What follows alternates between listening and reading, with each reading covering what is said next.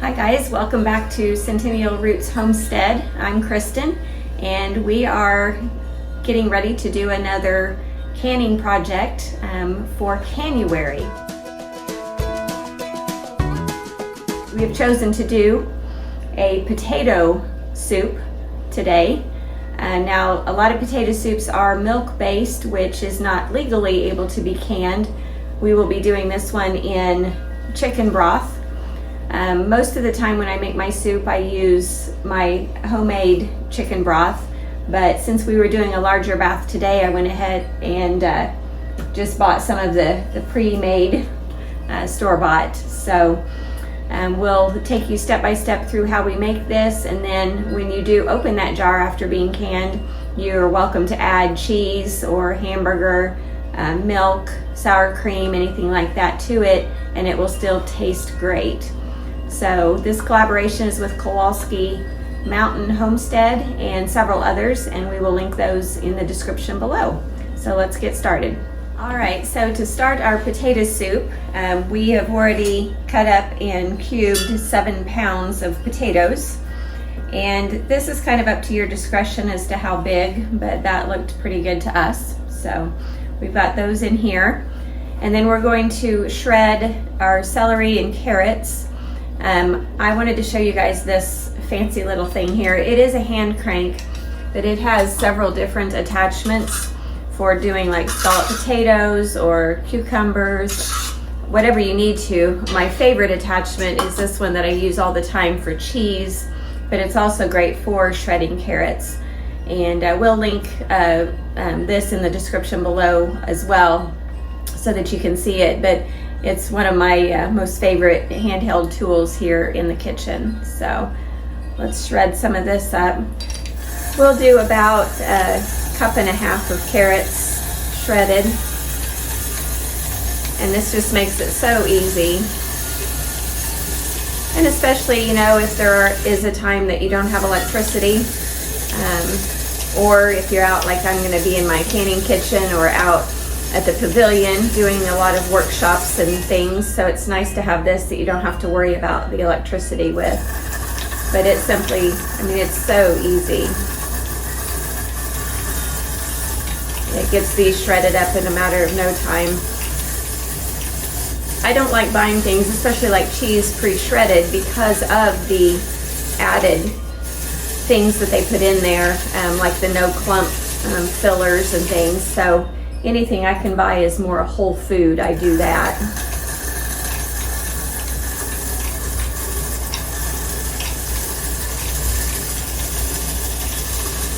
All right, so that looks pretty good as far as the carrots go.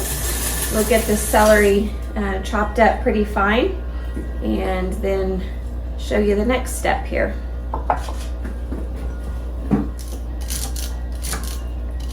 We'll just experiment here.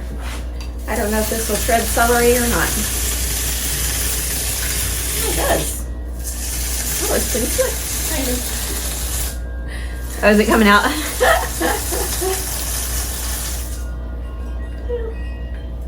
This is why I don't like celery. Ugh.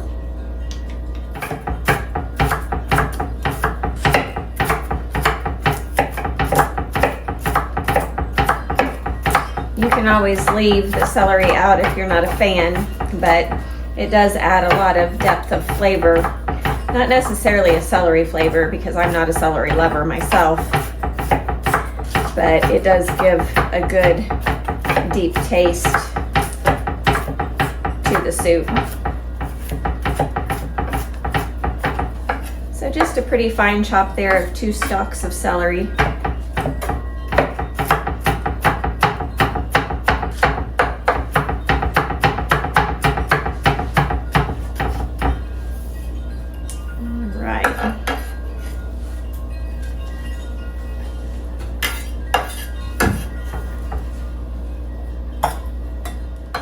All right, so next we will dice up 1 large onion.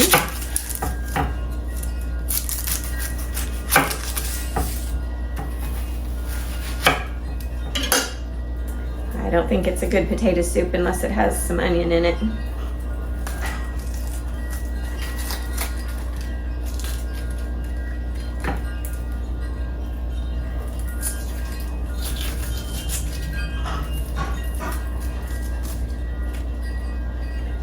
excited for this because I enjoy when I come home on my work days and I need a quick lunch. I can just open up a jar of this, heat it up, add some dairy if I want. Woo! It's a good one.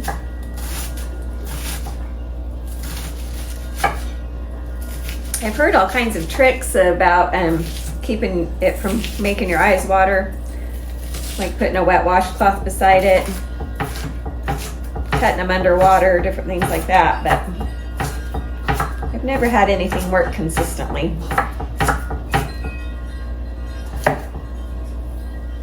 Ooh-wee.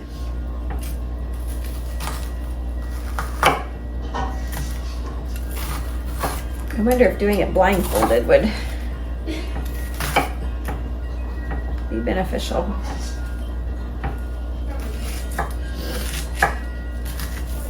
I'll add a little salt to it from my tears.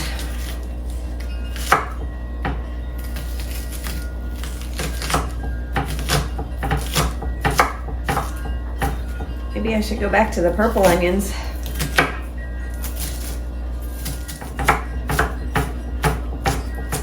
Okay, no more canning videos with onions.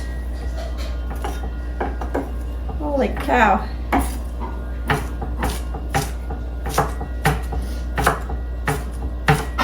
I'm gonna use onion powder next time.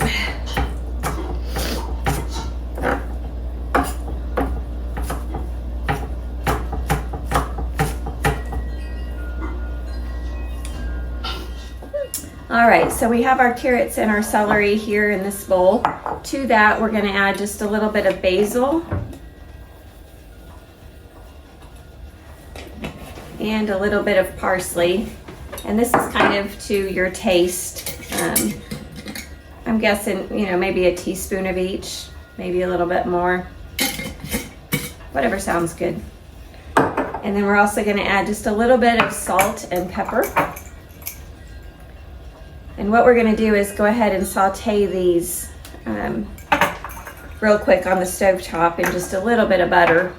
And that's just going to help soften and bring out the flavor so that we don't have to worry about having the veggies, be kind of hard in the after it cans. So once these start cooking down a little bit, we'll add the onions and the garlic, and then be ready to put it all together for the soup.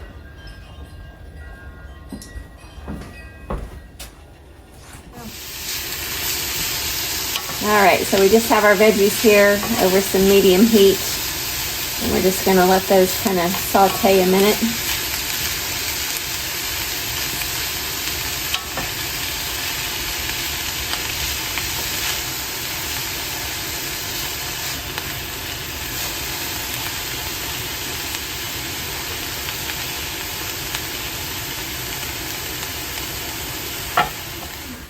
All right, so we have our veggies sauteed here, and I did drain the potatoes, so they're here. We're just gonna add all of our veggies in.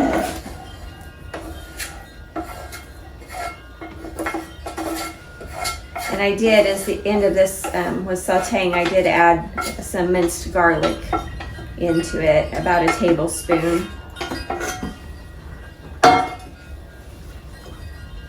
All right, and then our chicken broth, there's 4 cups in one of these, and we want 10 cups total. So we'll get this added in.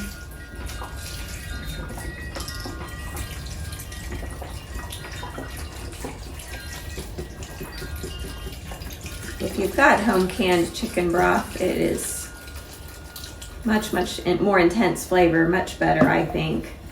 And we do process our own meat birds annually, and I use that chicken broth for a lot of my recipes. But again, you work with what you have, and you can certainly use store-bought versus homegrown or home canned anytime. You can process this in pints or in quarts. We're probably going to do some of both today, just so that we've got some individual serving size, as well as for a family.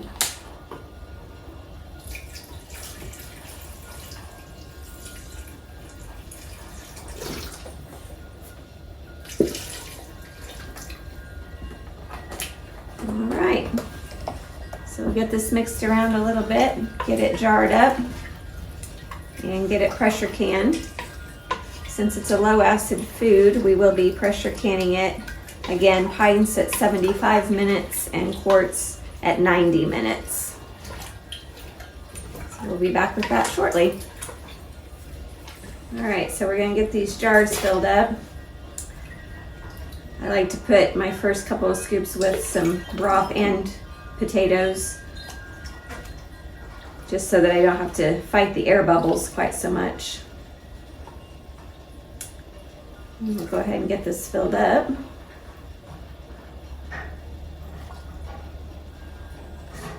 Now what we're gonna do, since we are using the electric pressure canner, is just fill 7 jars of the pints to run our first load.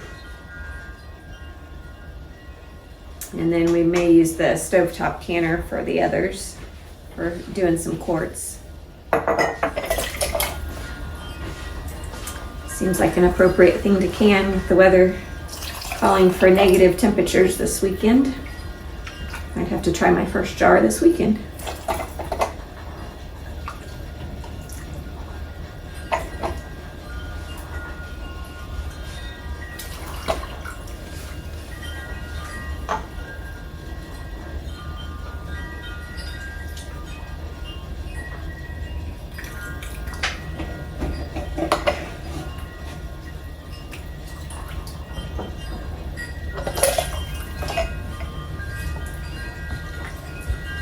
Fun to actually be able to can stuff that like I'll use. You know, I mean, jams and jellies and stuff are fun, but they're not a meal. You know, I'm looking forward to having some meals, especially with it just being the two of us. Like some nights, it's like, what do you make?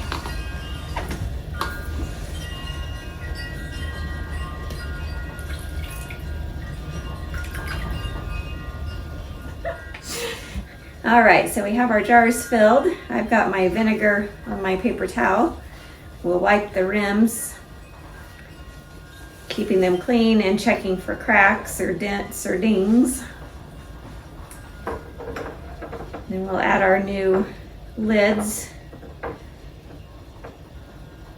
You know, that one, I think that's got some dings. Change that one out.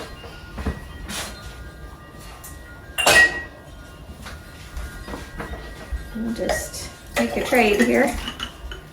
That's why it's important to check those every time, because that can happen.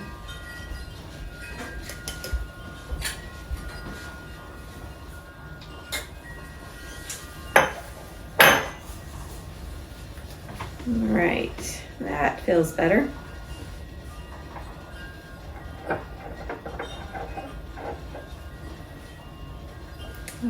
So we'll add our rings and lids and get this in the pressure canner.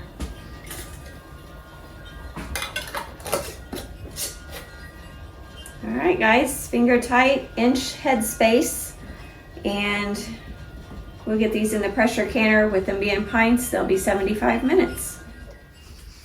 All right, guys, so today with doing the potato soup, I'm going to use my electric pressure canner. If you've seen other videos, you've seen me kind of go through how this works.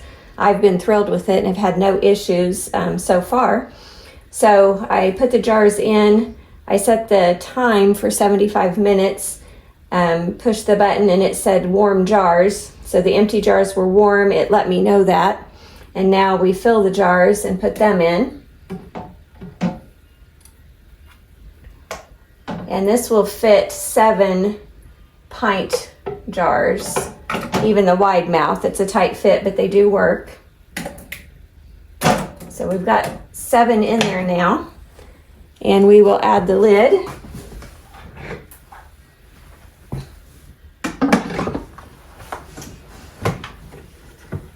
We'll tighten it down on there. We'll make sure that this is on vent and then we will tell it that we've filled the jars, and now it will heat up, start to build pressure, let the steam out for 10 minutes, and then it will tell us that it's ready to can.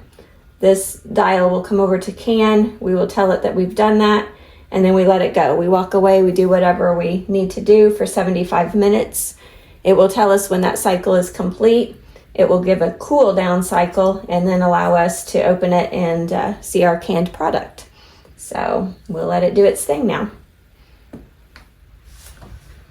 All right, well, we have finished our potato soup canning, and we ended up with 7 quarts. We did 5-quart jars and then 4 pints, but we think it looks really good. Anxious to try it. Remember, when you unjar this, you can add milk, sour cream, add some browned burger for a cheeseburger potato soup. So I think this will be real handy to have on the shelf. We appreciate you guys following along with us for CANUARY, and we will see you next time.